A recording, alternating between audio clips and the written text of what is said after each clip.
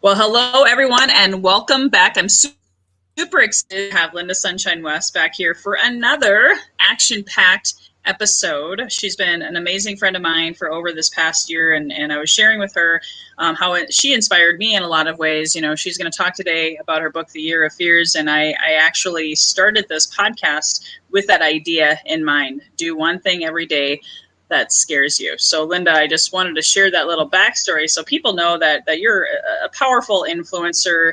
You have so much experience and so much success, and I love your journey and your story. You're a best-selling author, again, of that book, The Year of Fears. You're writing more. You're the creator of Women Action Takers. You've been a film producer, a red carpet interview extravaganza expert, and a philanthropist, and so much more. You're a mom, amazing wife, and a grandmother to boot. I don't know how you get it all done, but today I just wanted to have you give the opportunity to share a little bit more of your story and what brought you to where you are today. So go ahead, take it away, Lynda.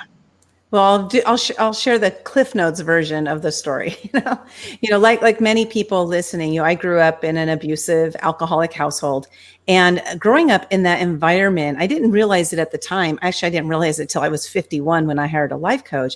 But growing up in that environment helped me to become a people pleaser. Raise your hand if you're a people pleaser. Right?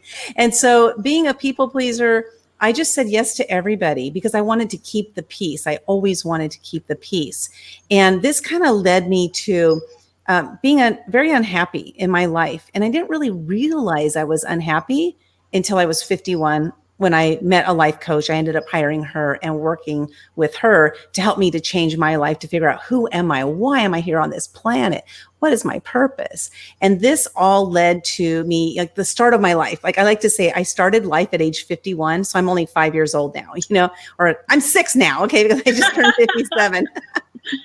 But it's like, the blinders were thrown off of my eyes and my heart and my soul. And I started opening up and just becoming a different person, somebody I actually like. Like I actually like myself and I actually love myself. And I never did for all those previous years. So here I am today. I love sharing my story because hopefully it will inspire one person to go ahead and step out and, face their fears and become the person that they're really meant to be while they're here on this planet.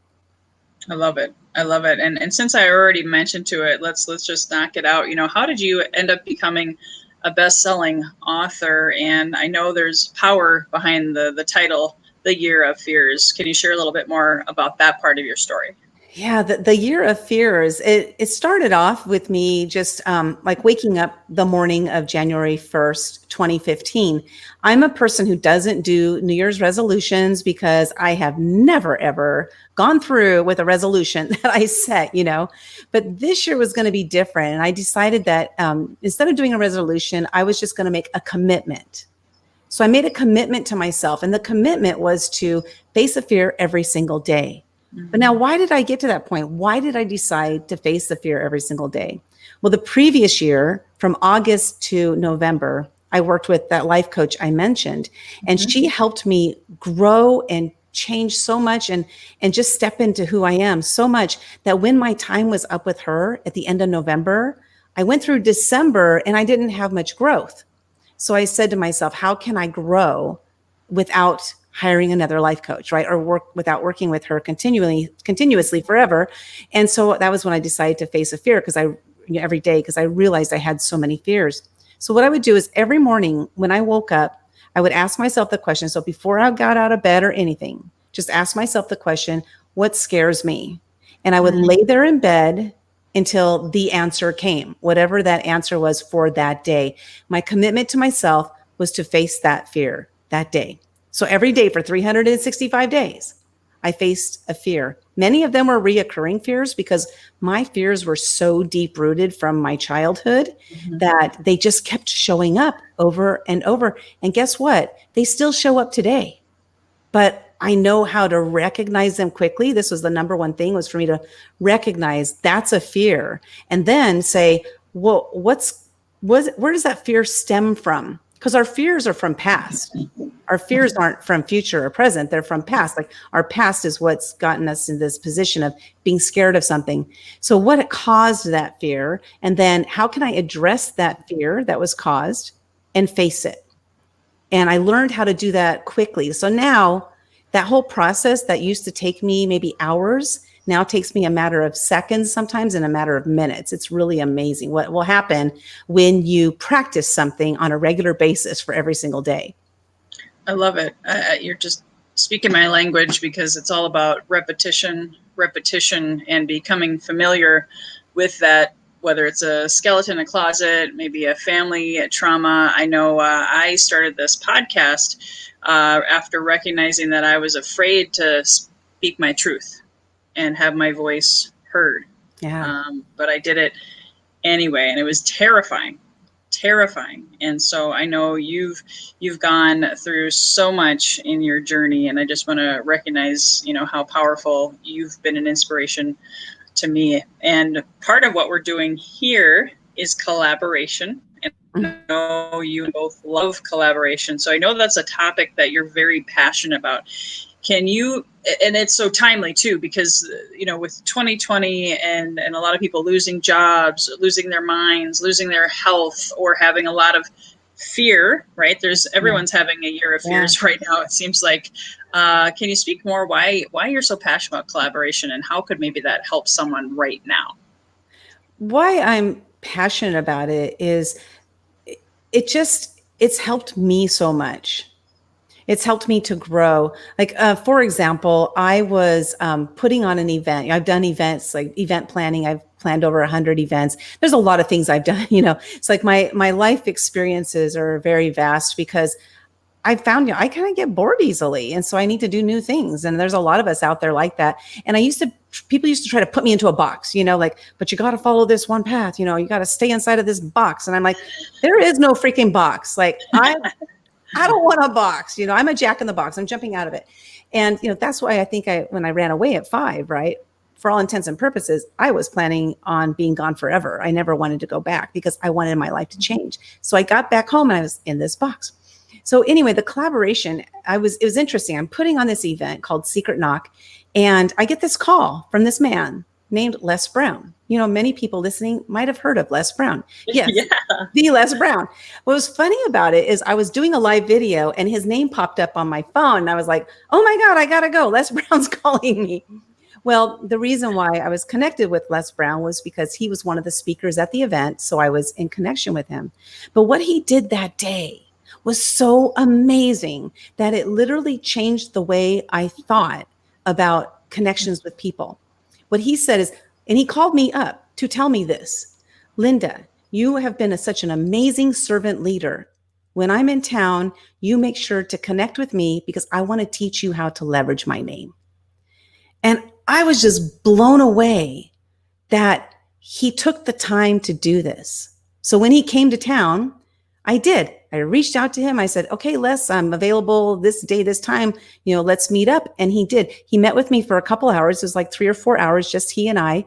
And he just listened to me. This is why that word listen is so important to me, because when we listen, not just to words, but we need to listen to the inflection of the voice. We need to also listen to what people aren't saying. Because sometimes what they aren't saying is where their pain is. And that's the pain that we can help them solve. So Les taught me about collaboration, like how to leverage people, but also how to be leveraged, and how to teach people how to leverage me as well. And this just like totally blew my mind and opened my mind to what it means to help others. Like I thought I knew what helping was, but until I met Les, I didn't really know what it was. So collaboration is extremely important to me. I love it. Wow. What a powerful story. And I wrote a book a long time ago, and the title was No One Succeeds Alone. 1 + 1 = 3. Some people even say 11. Yeah. Whatever. I haven't studied numerology, but I know there's power in all of those numbers. And really, what would your advice be right now during this whole, I mean, we've got 30 plus million people unemployed in America alone. We've got a lot of people who don't know where their next paycheck is coming, or maybe they had a really thriving business and now it's just, down, and their spirits are down. What is the first step? You have a great story, and obviously, like, Les Brown is a big name, but what if someone doesn't have access to a big name like that? Where could they start with that art of collaboration? The first thing is think about the people in your life that when you're talking to them, when you're thinking about them, when you're done talking to them, that you feel uplifted. You have those people in your life. Oftentimes, I think, like, there's that saying, misery loves company. I don't know if that's true or not, but it's a saying, right? And so somebody made up that saying for a reason. Now, I know that when I was not a positive person, I used to be an extremely negative, judgmental person. It's what I grew up in. It was what I knew, So before I became a positive person, it's almost like I was seeking out those other people that I could commiserate with. So now when we're in a time like this, where we're in right now, it's a very dark time, and it can stay dark if we choose. Now, yes, you may be unemployed, and yes, you may have challenges, and yes, there might be, just things that are going on that you're like, well, listen, Lynda, what are you talking about? I'm just trying to survive. And I totally get it. But if you can get your mindset into a place, just your mindset into a place of positivity, of being around somebody who uplifts you, even if you're uplifted only for a minute that day, that's better than 0 minutes. So for me, I say, just try to find positivity wherever it is. If it's on Facebook, go there. If it's on Instagram, go there. If you don't have it in your household, don't try to find it there. It's not there. So just go find that positivity and tap into it as many minutes as you possibly can. Yeah, I love that. I always had a saying too, when in doubt, reach out. Like, I always had people that I knew I could call that when they saw my phone number coming up on their phone, they're like, I better answer this because this has a need. And I know you talked about, you're writing another book. A book is coming out. Can you explain more about that and the messaging that you've got going with that? I'd love to see what you're up to next. Oh my God, I just got chills you mentioning that, because this has been 2 years in the making. I had this idea. I wrote, the first book I was ever in was a collaboration book, and it's called Footsteps of the Fearless. So I was one of the authors inside of that book. And, I paid to be in the book and everything, and it was really cool. And, again, I was scared, to put my words out there. And then after I wrote that book, that was when my mentor said, you should write your own book. So I wrote The Year of Fears. And then after that, I ended up joining 2 other collaboration books, one where I co-authored, and then the other one where I was one of the contributing writers. And I just started like scratching my head and saying, what's next? What's the next natural progression? If I want to keep growing, I got to do the next thing. And I was like, I'm going to do my own collaboration books. So I reached out to a couple of friends of mine. I've been very fortunate to be surrounded by some absolutely amazing people. So I reached out to the founder of UGG Boots, Brian Smith, and I said, Brian, I'm writing this book called Momentum, 13 Lessons from Action Takers Who Changed the World. Do you want to be in it? And he said, yes. And I immediately got scared. I was like, oh crap, I gotta write this book now because Brian's going to be in it. And then I reached out to my friend Frank Shankwitz, who's the creator of the Make-A-Wish Foundation. I'm executive producer of his film, Wishman. And like, Frank, I'm writing this book. Do you want to be in it? Yes. And I was like, oh my God, okay, they want to be part of something I'm doing. This is so amazing. So I reached out to some other people and asked them if they wanted to be part of the book. And it is just incredible how, like, probably about 80% of the people that I reached out to said yes and were interested. So now we had it going. We're writing this book, or it's a story. It's like my story that's telling like how, like, these different lessons that I learned along this entrepreneurial journey that I've been on for 5.5, 6 years. And, the book called Momentum, 13 Lessons from Action Takers Who Changed the World. This action taker word is so important to me. And that's why I started Women Action Takers, because we can hope, wish, dream, desire, manifest. We can do all that stuff. but it can be staring you right in the face. And if you don't take the action step to make it happen, it's nothing more than a hope, a dream, a desire, a manifestation. So you have to take action. So every single thing I do, Lois, is about action. It's about inspiring and motivating to take action, people to take action in their lives so that they can have the desires and the dreams that they want and turn those into reality. We are only here for a short time. I don't know when my last day is. And so my goal for my life is to live my life on a daily basis. I love that. Oh my gosh. I just want to go out and run a marathon just listening to you talk about it. It just get me so excited because I just love how you were so afraid for so long. You broke through that. And there's some people, I remember even when my husband turned 50, it was like, oh my God, it's a big deal, right? But you just like took off in your 50s, and you're really fearless. And I love that you shared Women Action Takers too, because that's where we met. Anything else you want to share? Because when I think about Women Action Takers, also, there's a lot of women who maybe have been hiding behind their relationship, or holding on to that divorce, or holding on to the baggage maybe from their childhood. I mean, I even joke I manifested an autoimmune disease in my throat because I was, the baby of the family and always was afraid to speak my truth. And now here I am, on my podcast, but it took me a long road to get there. So tell them a little bit more about your group, and specifically speaking to women. I mean, all of our viewers, men, women, I attract all different kinds from all over the world, but any advice for them right now, and what your group can also maybe help them find? Thank you. Well, what's interesting for me is that my whole life I was a tomboy. I had mostly guy friends. I'd probably about 90% of my friendships were with men. I worked in the engineering field, of my 49 jobs. One of those was working in the engineering field for a long while. And then I worked for lawyers, which were mostly men, for a long while. And so really I understand men. I completely understand men. So when I left my corporate job was it 2014, the end of 2014, when I quit that job, I had no idea what I was going to do, how I was going to make any money. I just knew what I didn't want to do anymore. So I left that job, and I immediately started meeting women entrepreneurs. And I got to admit, I was scared. I was very intimidated by women. I was never intimidated by men, but I was always intimidated by women, especially strong women who know what they want and they know what they're doing. They scared the crap out of me. And so what happened was I started opening up my mind and my heart and my soul and listening to them and learning that, wow, these women truly want to help each other. And that was kind of like part of the collaboration aspect of it, right? So when I found out that women actually are not backstabbers, it just seemed like in the corporate world, it was a different mentality than out in the entrepreneurial world. This is what I discovered for myself. So I started collaborating with these women. I started talking to them, having conversations, started learning and growing from them. And it really changed the way I see things. And it made me say, you know what?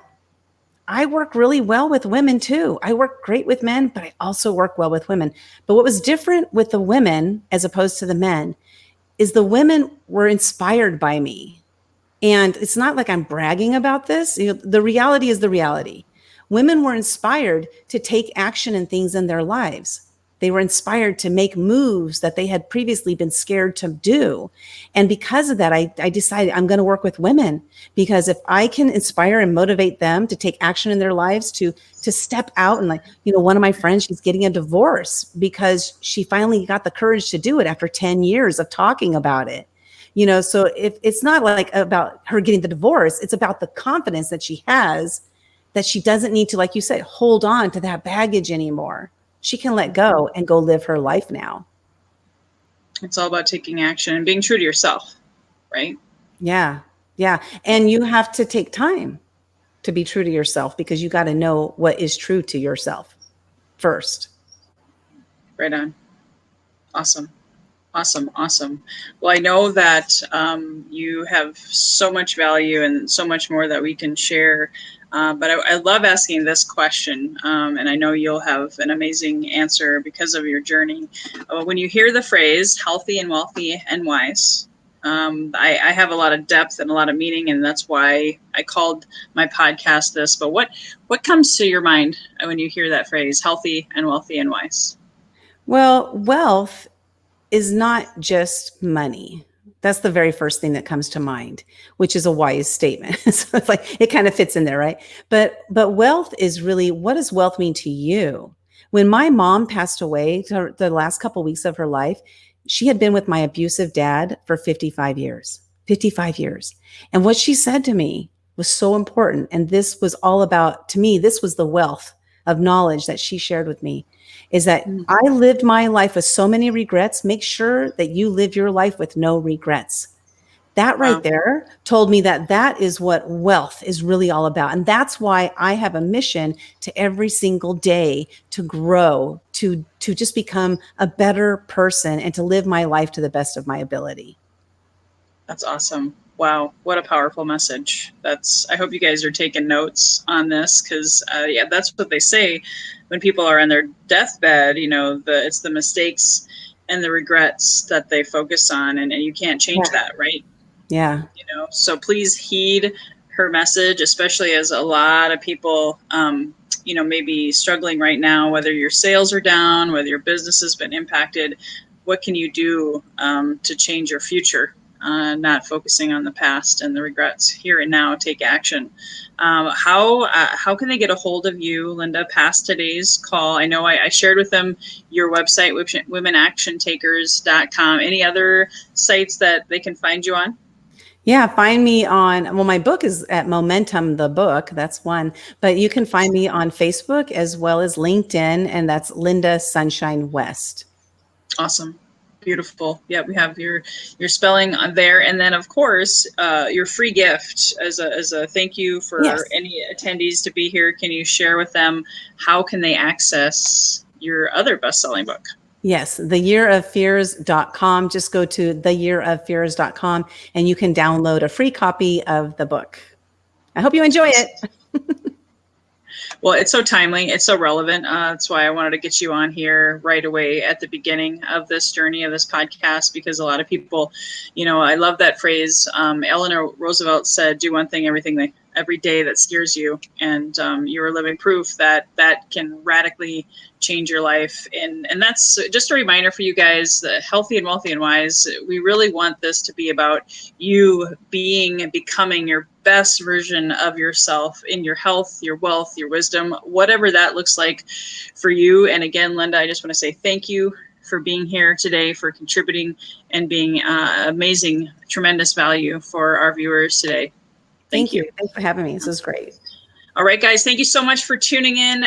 Please do tune in again next week, where we'll have another amazing interview of another influencer that can help you be and become the best version of yourself. Bye bye for now.